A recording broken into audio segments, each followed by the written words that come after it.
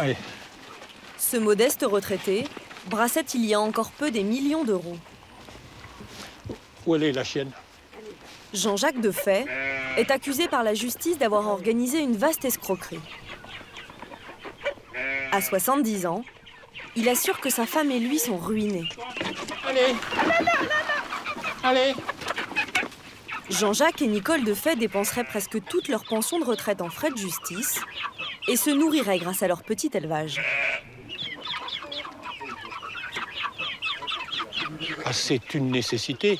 Mon épouse, elle fait vivre la maison, elle a 230 € par mois de budget, c'est très difficile. Donc s'il fallait qu'elle achète en plus de la viande, elle ne l'aurait pas. Donc ça permet de limiter un peu les conséquences. Allez, Estia.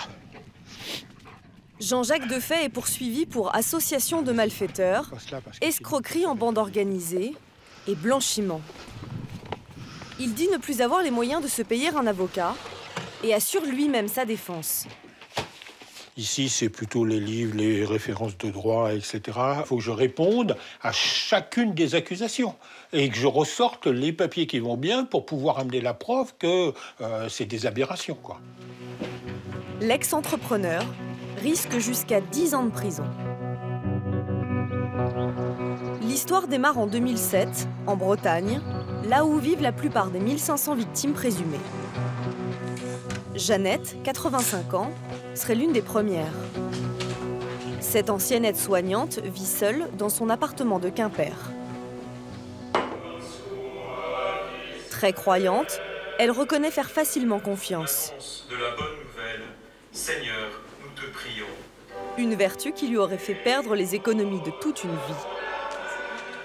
Après des années de combat pour les récupérer, Jeannette est à bout de force. Donc bon, j'arrive maintenant à 85 ans, je me dis, il y en a marre, je laisse tout tomber, quoi. J'en ai marre. Le 27-04, 10 000 €. Le 27-06, 07, 3 000 €. Et le 19-09, 07, 10 000 €. En tout, ça faisait 23 000. 3 chèques que Jeannette a confiés à un ami. L'homme travaillait pour Jean-Jacques Defay et l'a convaincu d'investir dans un nouveau placement. Selon lui, une bonne affaire qui pouvait rapporter plus de 6% par an. Il savait bien que j'arrivais en retraite et que j'étais pas sans rien du tout. Quand même, j'étais assez maligne pour me mettre d'argent de côté. Et puis de me dire, bon, tu vois, t'as tort de garder ça, il vaudrait mieux que tu les mettes chez Monsieur Defay où ça rapportera 6,50 quand même, c'est autre chose. Tu auras plus de sous. Si Jeannette ne s'est pas méfiée, c'est qu'à l'époque, Jean-Jacques Defay est connu pour être le héros des petits épargnants. En 2002, alors qu'il est jeune retraité de l'aéronautique, il crée une association de lutte contre les abus bancaires. Il soutient des particuliers qui s'estiment trompés par leur banque. Il attaque notamment la Poste, qui a vendu des produits financiers soi-disant sans risque et qui se sont effondrés en bourse quelques mois plus tard. La banque plie et indemnise ses clients. Jean-Jacques Defay gagne alors ses galons de chevalier blanc des épargnants. Les banques font-elles leur travail? C'est le thème de notre face-à-face ce soir, avec d'un côté Jean-Jacques Defay, bonsoir. Bonsoir. Vous êtes président de l'association contre les abus bancaires. Fort de cette réputation, en 2007, Jean-Jacques Defay se lance dans un projet qu'il pense révolutionnaire. Remplacer les banques qui, selon lui, refusent trop de prêts aux entreprises. Pour ça, il fonde les coopératives. Ces sociétés vont récolter l'argent de petits épargnants pour financer des PME bretonnes. En contrepartie, les entreprises rembourseront avec des intérêts pour rémunérer jusqu'à 6% les particuliers qui ont investi. Un système qui se prétend solidaire et dont Jean-Jacques Defay vante les mérites dans un reportage en 2008. C'est avant tout une éthique de pouvoir apporter une aide à l'entreprise au développement de l'emploi, de telle manière que ces entreprises puissent même se développer. Il s'associe alors à 6 hommes d'affaires.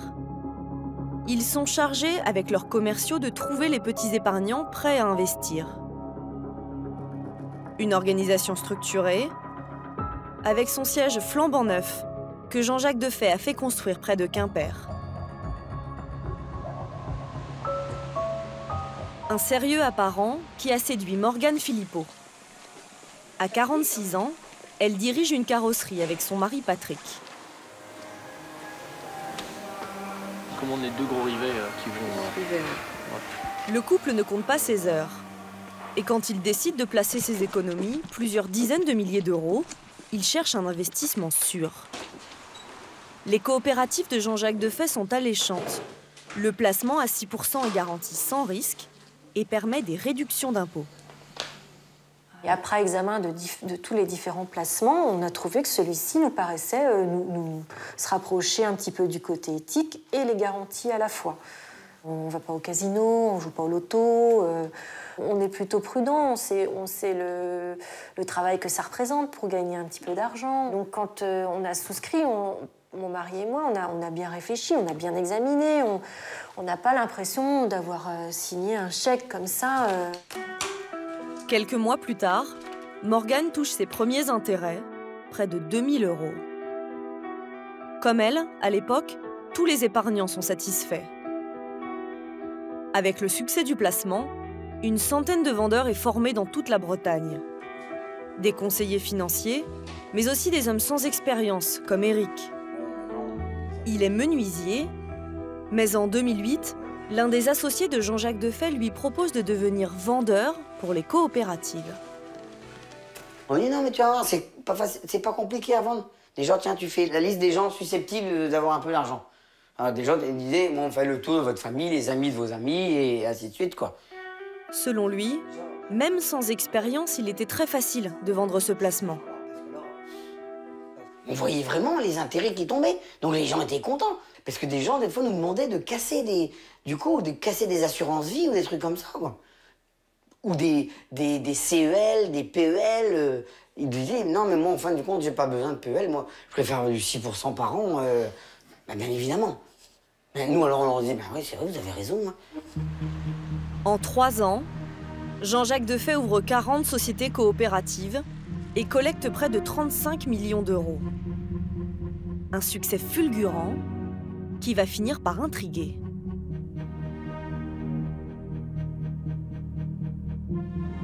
Les 35 millions sont déposés dans cette banque à Quimper. En septembre 2010, elle s'interroge sur les 6% garantis sans risque, un rendement suspect, et sur des virements de plusieurs millions d'euros entre les coopératives et vers l'association de défense des épargnants de Jean-Jacques Defay. Alertée, la justice enquête. Elle soupçonne l'entrepreneur d'avoir menti aux épargnants. Les brochures promettaient que l'intégralité de leur argent financerait des entreprises viables. En fait, seul 1/3 des fonds auraient été investis dans des PME. Elles sont une quarantaine. Presque toutes seraient des affaires bancales.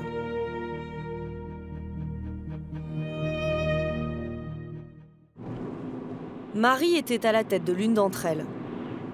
En 2008, sa crêperie dans le Finistère est au bord de la liquidation. Jean-Jacques Defay lui propose spontanément de lui prêter 40 000 euros et Marie s'en étonne. J'étais pas une entreprise qui était juste à la limite à se dire bah tiens, elle a 1 000 euros de découvert quoi. Non, l'entreprise elle avait plus que ça et elle avait quand même des difficultés qui étaient quand même réelles. Quelque part, en contrepartie, elle devra rembourser 1 500 euros par mois. Elle accepte cette offre parce que Jean-Jacques Defay lui promet les conseils d'un coach pour augmenter son chiffre d'affaires.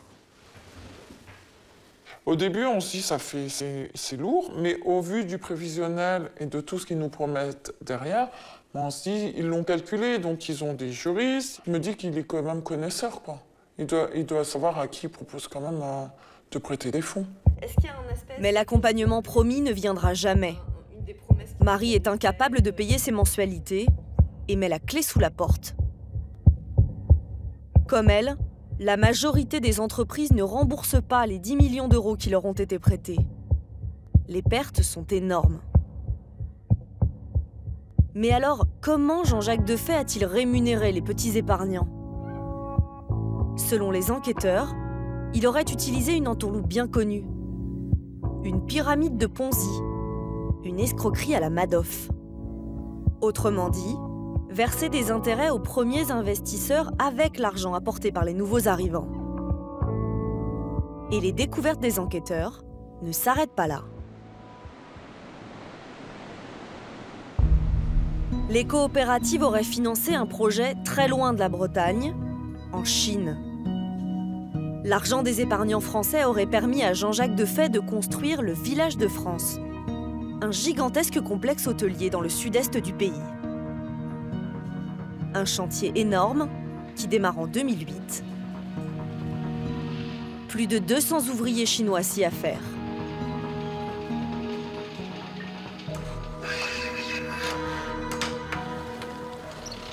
Ce village, c'est la fierté de Jean-Jacques Defay. Alors ici, la zone, elle fait 6 hectares, la zone résidentielle. Il y a 101 chalets et qui est décomposée en trois zones qui rappellent les provinces françaises. L'entrepreneur est fasciné par les promesses de l'Eldorado chinois. Ce pays est en plein développement. 1,4 milliard de gens qui commencent à consommer, ça fait des besoins énormes. Jean-Jacques Defay s'installe pendant 1 an en Chine avec sa femme, aux frais des épargnants selon les enquêteurs.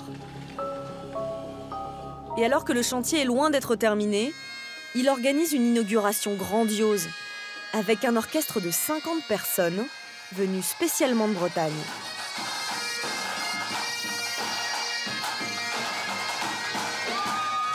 Au total, 6 millions d'euros seraient ainsi partis en Chine, bien loin des PME françaises vendues sur les prospectus. En novembre 2010, de retour de Chine, Jean-Jacques Defay est interpellé à l'aéroport de Brest. Placé en garde à vue, il nie toute malversation. Mais il est mis en examen pour escroquerie en bande organisée et tous les comptes des coopératives sont bloqués. Il reste près de 10 millions d'euros. Ses associés, les 6 hommes à la tête de son réseau de vendeurs, sont également mis en examen. Michel Bautric est l'un d'entre eux. La justice lui reproche, comme aux autres, d'avoir empoché des centaines de milliers d'euros sans s'inquiéter du sérieux de ce placement à 6% et de la destination des fonds. Pour se défendre, il explique que Jean-Jacques Defay décidait seul. Jean-Jacques Defay nous a toujours dit, chacun de son côté, vous récoltez les fonds, moi je m'en occupe pour aider les PME. Voilà. Et vous n'avez pas cherché à en savoir plus? Interdit. 6 ans après la fin de leur aventure, Jean-Jacques Defay et sa femme ne comprennent toujours pas ce qu'on leur reproche. Leur village en Chine est aujourd'hui à l'abandon, alors qu'ils en sont persuadés. Il aurait pu être une réussite éclatante.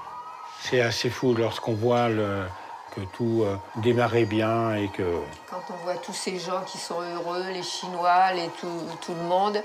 Selon eux, les investissements en Chine n'étaient pas cachés. Les conseillers financiers auraient dû en parler à leurs clients. Qui est en France. Je n'ai jamais été vendre des produits. Comment que ça a été expliqué aux gens nominativement, je n'en sais rien. Ce que je sais, c'est collectivement, dans les assemblées, j'ai toujours été très clair. Jean-Jacques Defay reconnaît avoir payé les intérêts des épargnants avec l'argent des nouveaux arrivants. Mais pour lui, c'était juste le temps de lancer son affaire. Et pas une escroquerie. Il paraît qu'on a volé, qu'on s'en est mis plein les poches, alors que ça fait 6 ans que nos comptes bancaires sont je veux dire, qui sont regardés, qui voyaient bien qu'il n'y a rien du tout. On n'a pas de château en Espagne, on n'a pas mis de l'argent de côté, on n'a rien du tout. Un couple sans un sou qui plaide sa bonne foi. Une lecture de l'histoire à laquelle ne croit pas une seconde l'avocate d'un collectif d'épargnants, Hélène Ferron-Polony. Il a donné au projet une dimension complètement mégalomane avec cette opération en Chine qu'il était personnellement, en raison de son incompétence, incapable de gérer. Et il savait pertinemment que les investisseurs ne retrouveraient pas leur argent et pourtant, il s'est embarqué dans cette fuite en avant et il a ainsi commis une escroquerie au préjudice de centaines et de centaines de particuliers. Le procès a commencé jeudi à Rennes. Il doit durer 3 semaines. Si l'escroquerie est reconnue, les 10 millions d'euros bloqués sur les comptes des coopératives pourront peut-être indemniser les victimes. Au moins, en partie.